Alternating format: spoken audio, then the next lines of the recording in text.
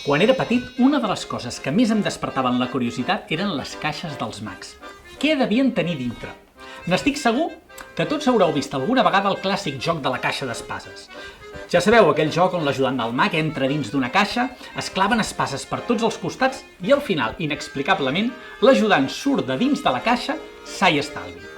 Doncs bé, m'agradaria fer-vos aquest joc amb elements molt més simples. En lloc d'utilitzar una caixa, el que faré serà utilitzar només un petit sobre.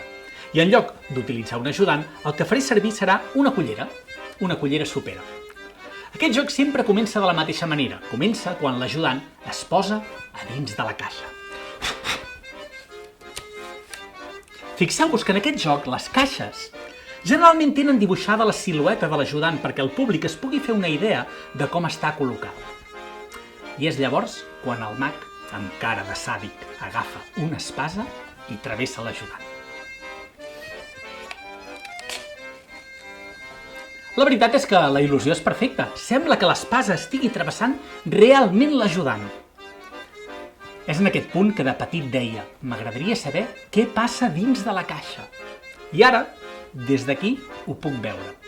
I me n'he adonat que potser no val la pena saber-ho. Me n'he adonat de dues coses. Per una banda, que saber els trucs sempre és una decepció. I per altra banda, que tot es tracta d'una il·lusió. Potser quan el mag clava l'espasa, l'ajudant obre les cames i l'espasa li passa pel mig. O potser, en aquest context, el que hi ha aquí dins no és una cullera, sinó una forquilla. Això és el que em despertava la curiositat de petit. I a vosaltres? Quines coses us desperten la curiositat?